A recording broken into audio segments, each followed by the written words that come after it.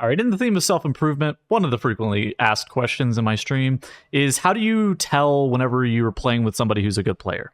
Because more often than not, whenever you're playing with somebody who's a good player, there's just kind of like this it factor, right? You kind of just know that they're a good player, but very rarely are you able to kind of quantify how that person is a good player, like what makes them different from like an average player. Today we're going to be kind of talking about what makes a good player in Mythic Plus, and then like how to actually improve yourself and like become a better player in Mythic Plus by doing some of these things that, you know, awesome players do. First and foremost, probably the biggest thing is not dying and using defensives at the right time. I think not dying is a very easy way of being like, all right, I performed to like a bare minimum expectation. I wasn't going to be able to, I wasn't taking like a bunch of unavoidable damage. I didn't die to this mechanic that I otherwise should not have. I didn't get frontaled. You know, I dodged all the casts that I appropriately should have. If I needed to line of sight something, I did. Not dying is obviously a landmark of a good player, and as you get better and better, the amount of deaths that are allowed inside of a dungeon are just less frequent. And this is actually apparent for all roles. For DPS, pretty inexcusable to die. I will say, though, that you're punished a lot less whenever you die as a DPS as opposed to a tank or a healer. But dying as a DPS is pretty unacceptable in a lot of circumstances, especially since how easy DPS is to kind of get away with a lot of the times. So making sure that you don't die is pretty paramount. For tank and healer, it's a little bit different. I would say for healer, not dying is obviously incredibly important. You can kind of get away with some pulls without a healer, but more often than not, you're kind of forced to use a battle res on a healer whenever a healer dies. And so battle reses are a resource that there's a finite number of them, and you're going to need to be able to make sure that you're able to keep yourself alive. And I think that as a healer, you typically have a bit more better understanding of damage patterns, and so you should be able to keep yourself alive a bit easier, but also making sure that you're mechanically very solid is important. For tank, this can happen a couple of different ways. More often than not, a tank will die due to rotational mistakes or, you know, not getting enough parries on a trash pack or something along those lines. But also, I think having a good understanding of how much you should and can pull, especially at your own personal skill level, is kind of an important aspect of not dying as a tank.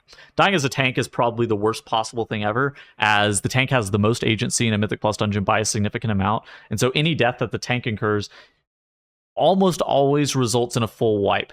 There are some situations where it doesn't, but pretty regularly does it result in at least a couple of deaths, and more often than not, it's all 5 people dying once the tank dies. And honestly, also using defensives at the right time. I guess I didn't necessarily cover that, but not only just is it about not dying, but also pressing your defenses at the right moment. On a boss like Yalnu, he does his Colossus Stomp, but the only stomps that really matter are the ones that have overlaps with the Flourishing Ancient being active, right? Where he's doing the AoE damage with the Stomp. And so, like, you could press a defensive on every Colossus Stomp or some of the Colossus Stomps if you want to. That's not going to be very productive because you're not going to die during that. But having like a good knowledge of when to use defensives at the right times and not dying, that's a hallmark example of being a good player. The next thing that are signs of a good player in Mythic Plus is optimizing throughput. And that's damage or healing.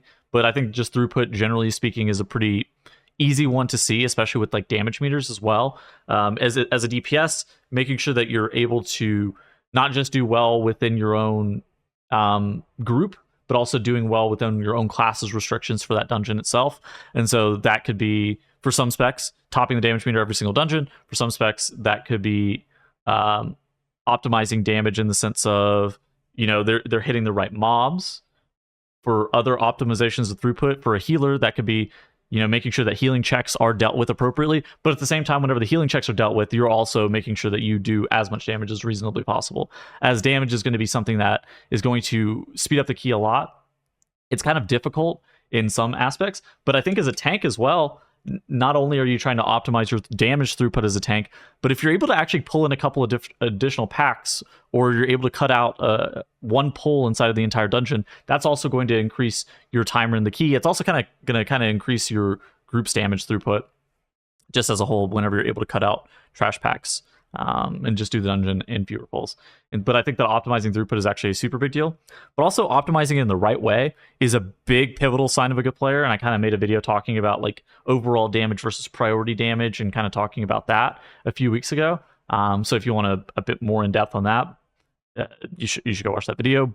But I would say that making sure that you know what mob is the priority mob, what mob you should be hitting, when should you be AoEing versus single targeting, padding, like doing a lot of AoE damage or doing a lot of overall damage in some aspects, while it can be nice on the meter, did those dread petals really need to die in Everbloom? Did those lashers really need to die in Darkheart Thicket? Did those slimes need to die in Galakron's Fall? Is 15% of your damage to Spiteful Shades? That kind of thing, right? And so making sure that you're, while you are doing, a high amount of throughput, especially relative to your class, making sure you're hitting the right mobs and making sure you're doing the right things with your damage is actually a pretty pivotal thing. And I think that optimizing throughput, again, for all roles, whether it be, tank optimizing their defensive throughput, making sure that they're able to pull bigger in some aspects, healers kind of really towing that line between how much healing do we need here versus how much damage can I do, and then for DPS, just being a better DPS, doing more damage is obviously going to be some of the important things. Another thing is dungeon knowledge. And this is something that is very hard to quantify, but it's kind of one of those things that whenever you're given the eye test, you kind of know it whenever you see it. A player that has like a large amount of dungeon knowledge and understands what's exactly going on in the dungeons is something that makes the dungeon significantly easier, especially whenever it's present on like a tank.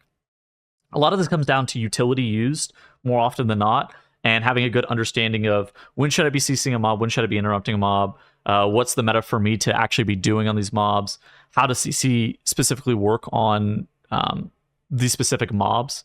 Typing as well is also kind of an important thing. So just for a couple of examples, for utility, it's like knowing when to press your interrupt, knowing what mob to press your interrupt on.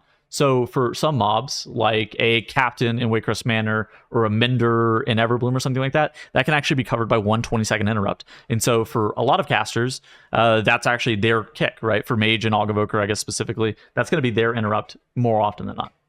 And so knowing that that's going to generally be their mob is going to help you out a lot. Also, like when you're pressing your CC, how are we supposed to be interrupting these mobs with CCs?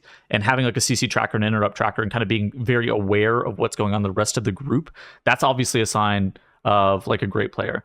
Vengeful Demon Hunter can really carry in a lot of aspects, but even if you're, a Resto Druid and you have Incapacitating Roar, making sure you press that Incap Roar on soul essences whenever they're going to be casting on your group, whenever you actually see that the Vengeance Demon Hunter is out of cooldowns, or like tracking whatever the rest of your group has available and kind of understanding who's going to be likely to press what.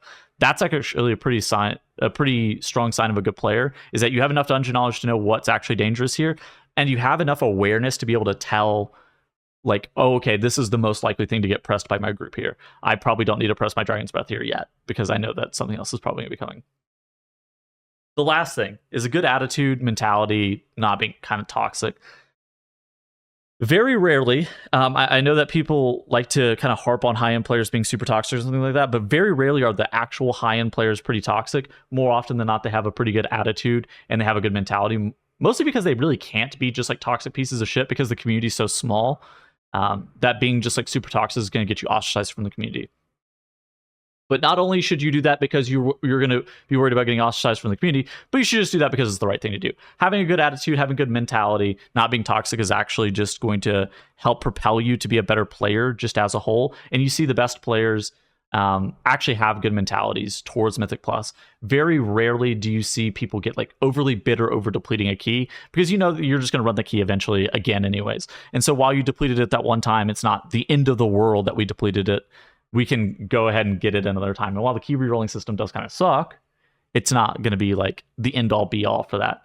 Whereas whenever you see, I would describe them as fake high-end Mythic Plus players, those are the people that are really toxic. Whenever you would talk about them as like low diamond or platinum level equivalent in like League of Legends terms or something like that, right? Where those people they are good, but they're not the best.